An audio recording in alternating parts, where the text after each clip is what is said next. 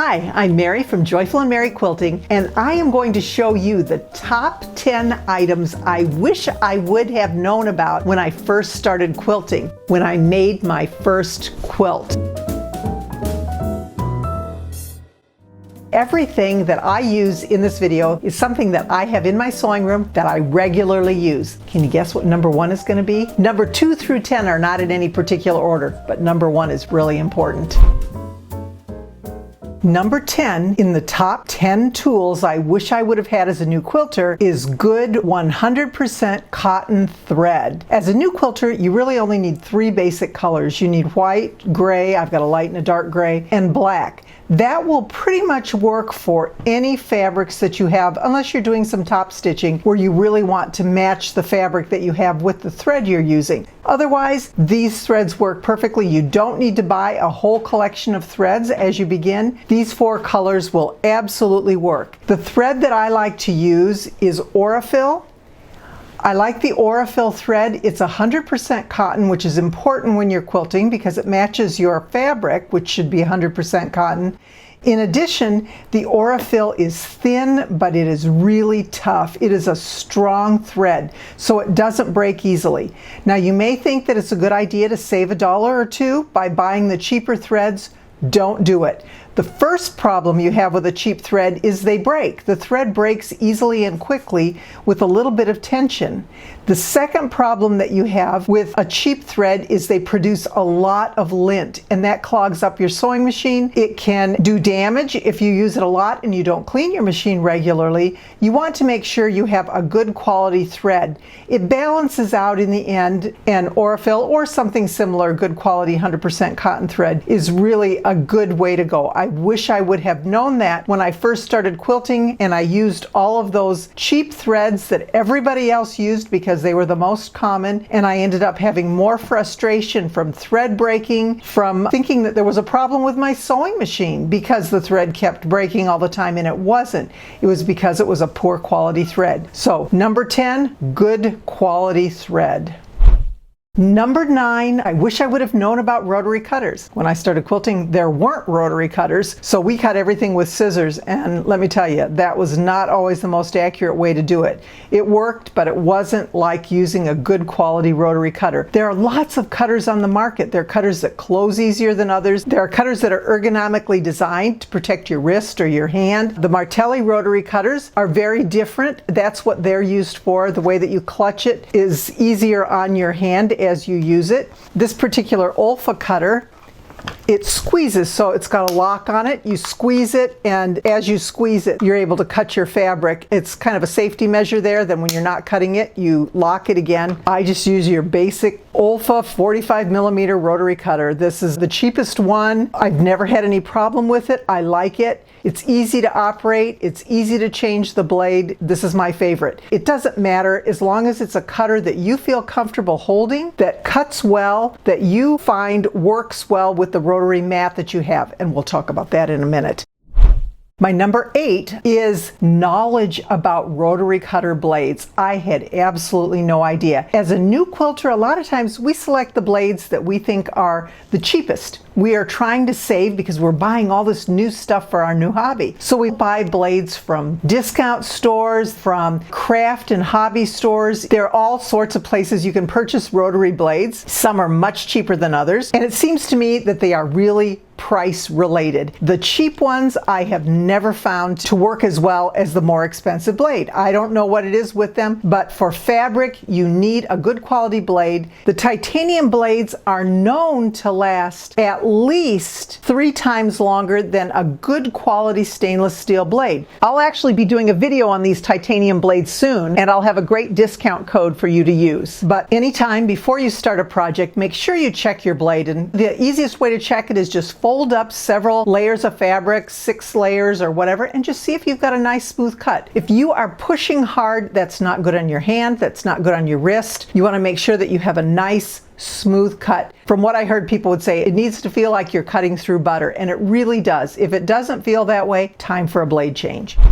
Number 7 is a good quality cutting mat. I wish I would have had knowledge as to which cutting mat to purchase. There are so many cutting mats on the market, and I'm telling you, they are expensive. You can buy them on sale many times at your fabric shops or Joann's. If they are good quality, you're going to find you need to spend a little extra on it. It's worth it because it not only saves the blade on your rotary cutter, but it also helps you to keep your cutting accurate. It doesn't groove, it self-heals, which means you don't have marks all over it. The Martelli mat that I have here is a rotating mat, which I really like. That means I can cut in any direction. It also comes in larger and smaller sizes. So this is one that I have that I use all the time that I really love. In addition, the grid markings on the Martelli mats are accurate. They are two sized so that you can use them to cut your blocks using these lines. Usually you can't do that when it comes to your mat. You're only supposed to use your ruler. But actually Martelli, you can use those markings. I love that about their products. The second mat I'm going to show you is the Olfa mat. And everybody's heard of Olfa. It's usually your characteristic green. This one's a rotating mat as well, which I like. I like the rotating part. I like it next to my sewing machine. And once again, it is self-healing, which is so important because that means that when you cut, you're not going to have a line or a mark that is left in your cutting mat from cutting. Now, if you cut in the same spot over and over and over again, doesn't show on the Martelli mat, but it does show on the Olfa. So eventually you will need to replace it. That's why I prefer the other mats over the Olfa, just because they last longer. The self-healing capability is not quite as good on the Olfa, but it is still an excellent quality cutting mat, and I like using this mat for most of my cutting projects. So this is also a good choice when it comes to selecting a brand for a cutting mat. Do I like rotating mats? Yes, I do. And I especially like this Creative Grids rotating mat because it has the same characteristics as a Creative Grids ruler. It has that non-slip texture to it all over the mat. So your fabric, actually you can turn it and twist it as you're cutting, but your piece isn't going to move when you are doing that turning and twisting. The piece tends to stay there a little bit better than it does on the regular, more slippery surfaces. So I love that about the Creative Grids mat. A little pricier than the other mats, but I will tell you that if you skimp, I've heard people that purchase cutting mats at the dollar store or purchase them at discount places. They are not self-healing. They will dull your blade. It's like cutting on a table or cutting on a piece of plastic. It is not like cutting on a self-healing mat. So it's really important. I wish I would have known to purchase a good quality mat. It would have lasted me longer and it would have kept my blades sharper longer. It also would have given me a better, more precise, more accurate cut. My number 6 item on my top 10 list involves rulers. I am a ruler person. I love rulers. I like to buy rulers. I love using them for a variety of cuts, but there are really only a few essential rulers that you need when you first get started as a new quilter. Again, rulers are not cheap, but you want your cuts to be accurate. So Creative Grids, Omni Grid, Quilter Select, those are my favorites. My absolute favorite is Creative Grids because they're easy to see through. The lines are very visible. I love the way that they're marked, and I also like the non-skid surface on the back. That really makes a huge difference when you are cutting your fabrics because as you're cutting you don't have that slip, and I like that. So that's why I choose the Creative Grids. There's another one called Quilter Select, and I have several of these as well. As you can see, they're opaque. You can't really see through them as easily. It's a little harder to see the fabrics, but you can still see them, and the lines are excellent quality. These are great for anyone that might have a hand or a shoulder or a wrist problem where you can't really hold your ruler down. The whole ruler is non-skid, and I'm telling you, it does not move when you put it on your fabric. The Creative Grids can move a little bit because it just has dots of non-skid surface. This whole ruler is non-skid surface, and when I had an issue with my wrist, a friend told me about these and I bought several and I love them. Again, the opaque, sometimes it's a little difficult to get used to, but all in all, Quilter Select has great quality rulers. The next ruler that I think is a must-have is the 2.5 by 12.5 inch ruler. It has a nicely marked 1/4 inch seam allowance on here. I use that for foundation piecing. I use that just for regular measuring when I'm trying to measure my 1/4 inch on my sewing machine. I use it for cutting strips. I use it for foundation piecing. It is so versatile. Must have. You also need a square ruler. I chose a 6.5 by 6.5 as well as a 12.5 by 12.5. The reason that I chose these Basically in quilt blocks, your blocks are going to be 2.5 inches, maybe 4.5 inches. Your squares are going to be 5 inches. Your blocks oftentimes, or cut squares, are 6.5. This is super versatile. It has a nice diagonal line. I love this ruler. I like the way you can see through it. Again, the creative grids are that way, and I like the non-skid surface. The largest ruler you need is the 12.5 by 12.5 because most quilt blocks are that very size. So when you're cutting, whether it's a smaller square, 8.5, 9.5, anything in between larger than that 6.5, all the way up to 12.5,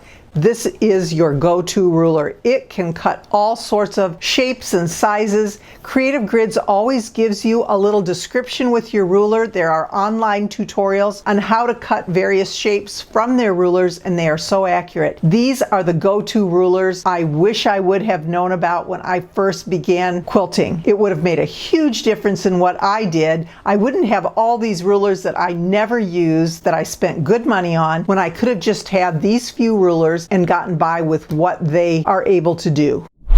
My number 5 item is a good quality seam ripper. Don't get me wrong, I had a seam ripper. I had many seam rippers, but I did not have a good quality one because I didn't want to pay for it. A lot of times you'll purchase a sewing machine or a little sewing kit and it will come with a little seam ripper that has a blade that is not sharp and does not easily cut your threads. Now this one actually is an inexpensive seam ripper, but it's worn out, it's old, so I have replaced it. It usually comes with a cap on it, which I've lost. So it's really important that when you have your seam rippers, you keep them in something where that point isn't sticking out, where you can actually stab yourself when you're reaching over it. So this is the seam ripper I would not use, because when that blade inside there that's cutting those threads gets dull, you're going to cut into your fabric because you push hard, and when you push hard it can slip. So you don't want to do that. The blades don't last long on the inexpensive seam rippers and you end up buying more. More than that, the problem is you don't always realize that your seam ripper isn't any good anymore, and that's when you have an accident. And sometimes you don't want to have an accident with something that you've sewn together that you're trying to pick apart and then cut into the thread and make a hole in your fabric. You think they will last forever, but they don't.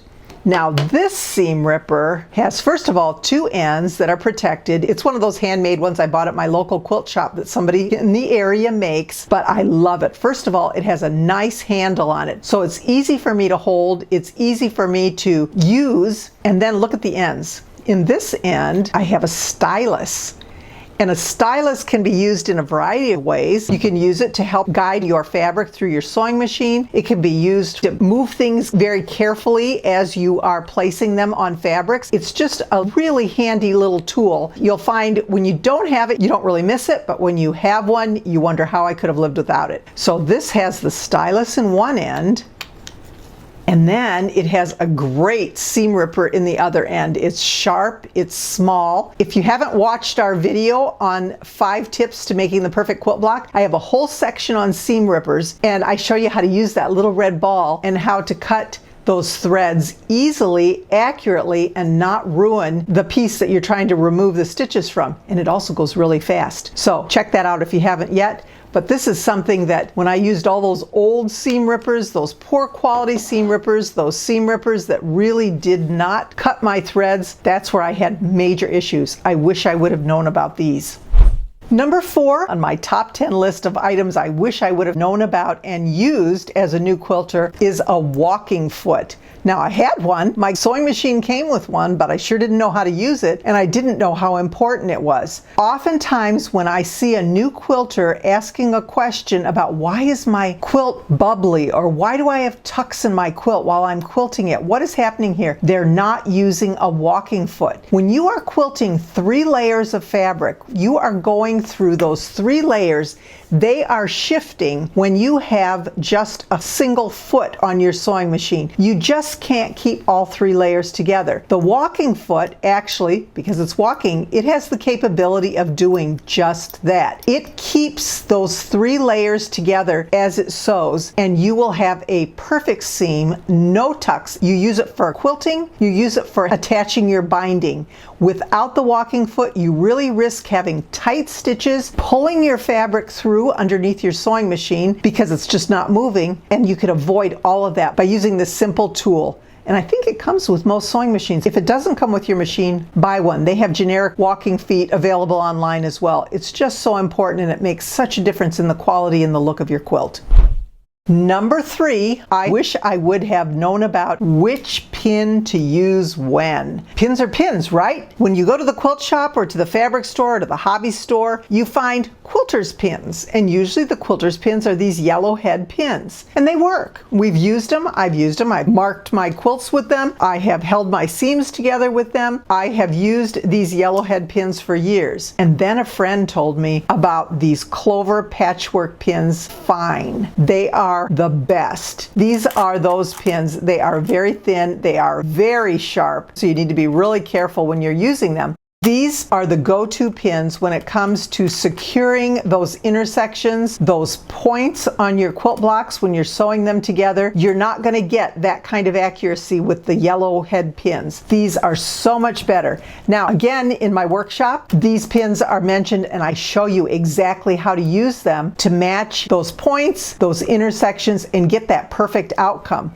These are a must. So we have these perfect patchwork pins, the fine. We have the yellow head quilter's pins. I basically use these if I'm just adding a border or something to my quilt, because you just pin along the edge and they work, but they do not go in as easily as these. So I do find that I don't use them as often as I use these any longer. The other pins that I use regularly are the flathead pins. You see them, they're flowers, they're different colors. Sometimes there's buttons or hearts or all sorts of things, but they are flathead pins, which means you can use them when you foundation or paper piece, or even when you're assembling your borders, because they don't get caught as easily under your sewing machine because they don't have that round head. So when I am foundation piecing and I'm pinning to the opposite side of my paper, I want to make sure that I don't get the head of the pin in the way of sewing, and this really does help facilitate that. So I really wish when I first started quilting, I would have known about these pins and not just use these pins. These were okay, but these are way better,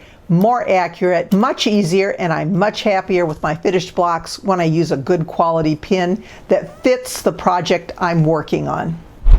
The number 2 item, pressing sprays along with a good iron. Pressing sprays used to be called starch. People had all kinds of starch that they used. They made their own starch. That kind of got out of vogue simply because they flaked and you had flakes all over your fabric. People didn't like that. So they would just use steam, and they would steam their fabrics and steam their seams, which worked okay. But then Mary Ellen's Best Press or Magic Premium Quilting and Crafting Spray came along, and I love both of them. They both work. These are just my little travel size. They actually will stiffen my fabric just enough that when I cut it or when I sew it together or when I press it, it looks perfect. The key to doing that, first of all, is you need to press the fabric with the pressing solution before you cut your pieces. Now, some people saturate their fabrics. I don't do that, but I do spray them with the pressing solution. Again, that's in my tips for the perfect quilt block if you want to take a look at that. The pressing solutions work well because they don't flake, and I like that. Most everybody likes that quality. Some people create their own pressing solutions. There's all kinds of recipes out there that you can use. Many of them either flake or they spoil. So you have to be careful. I think it's worth the price. I usually buy this in the gallon size, and then I pour it into my spray bottles, which I love too. The thing that goes along with the pressing solution is a good iron. Now, I have really mixed feelings about that. First of all, you would never put your iron on your cutting mat. You need to have a wool pressing mat, an ironing board, or some kind of a pressing surface. But the iron itself, you need one that's going to get hot enough. I have used Sunbeam irons, Black & Decker irons, Rowenta irons, the Aliso irons. I have used them all, and honestly, I don't find a whole big difference between any of them. What I find that they have in common, which is really too bad, is that I have not found an iron that I have poured water into that didn't eventually spit rust. So I never put water in my irons anymore. I just use a spray or a pressing solution. The other thing, as long as they get hot enough, any good quality iron is going to work. Now, some of them are lighter weight, especially the more inexpensive ones, and you have to be really careful. They're easier to knock off the table. They don't always give you the weight that you need when you're pressing those thick seams or those bulky points. So that's something to consider. But when you are just ironing, my favorite, I love this little travel iron, this Oliso iron. I also love my Rowenta iron, and I've tried several different ones. I like them all. I have had to replace them because I use them all the time, but I feel like they're good quality and they last a long time. So I really wish I would have known about all these products when I first started quilting, because I think it makes a huge difference when it comes to the quality of my blocks and the look of what I'm quilting. Now, before we discuss the number one item on my list, I want to make sure you know there are affiliate links below in the description for many of these items. So if you use them, we may receive a minimal sum from your purchase, but it's at no cost to you. But again, everything that I am using in this video, I myself purchased and regularly use. So with that said, let's get to number one. What am I missing? What is the one item you cannot live without when it comes to quilting? Obviously, it's your sewing machine. You really need to be careful when you select the one that you want. A couple of tips. I'm not going to get into specific brands of sewing machines, but what I will tell you is you need a machine. First of all, if you're going to buy a new one, it's got to cost at least $500. I know that sounds like a lot of money, but anything under that usually comes from a big box store. They are not good quality. They're lightweight. They can't withstand heavy quilting or a lot of sewing. They just can't. They're okay if you're going to use them. People say, I've had mine and I use it for just mending or just small projects. But when it comes to making a quilt, you need something that's actually a good quality sewing machine. So if you spend at least $500, you can get a little basic machine. You want to make sure it has a good straight stitch, maybe a zigzag. It has the capability of a walking foot, and it has the capability of a 1/4-inch foot, or you could actually mark that if it doesn't have a 1/4-inch foot. You can get by without that. But those are kind of the basics you're looking for. That will help you produce a good quilt block. Now, you may not be able to quilt it on a small machine like that, but you actually can create a pretty good quilt top on that, and I have done that. If you don't want to buy a machine that's just your very basic machine, go to your local quilt shop and see what they have that's used. I've traded up my sewing machine for a higher model, and there was nothing wrong with it. And the local quilt shop isn't going to sell you a machine that doesn't work. They have refurbished that machine to the point that you can actually take it home and quilt on it and get a lot of good years of life out of it. My third point is buy local. Go to a local quilt shop and get that sewing machine. You have classes that they give you. Make sure you have a local quilt shop that services your machine. And when you get the machine there, if there's a problem, it's right there. You can go and have that fixed, or you can ask a question. I bought my machine from my local quilt shop, Stewart's, in Mount Zion, Illinois. They're wonderful. When I purchased my machine, she told me exactly what I needed to know. I knew a lot about the machine already, but there were things that I didn't know. They helped me get to know my sewing machine. Purchase local. Now, as a new quilter, with all the items that I've talked about, it adds up. The prices add up just for those basic supplies. And then after that, you don't just have the basic supplies, you need to buy the fabric. You need to buy the patterns. You need to get going on the project you want to work on. And the sewing machine is going to make or break that quilt. If you want to buy a brand new sewing machine and get one with all the bells and whistles, yay, they're amazing, they're fun, but you don't need one of those to start with. You can start basic and work your way up, and when you get to that point, you can purchase whatever you want. Quilting doesn't take a lot of gadgetry. You just need some basics on your machine, and as long as you have a good quality machine, you can quilt on it. That is the number one thing I wish I would have known. I wish I would have known which one I should buy. I tried out a lot, and I ended up with the ones I love. I wish I would have known to buy local, and I wish I would have known that I didn't need a lot of gadgetry. I just needed a good quality sewing machine. I hope these all helped you. These 10 tips, I hope that you're able to put them all together in your sewing room. We can get by with a lot less than what we actually think we need with just a little guidance, a little instruction. I am always trying to be joyful, but I will always be merry.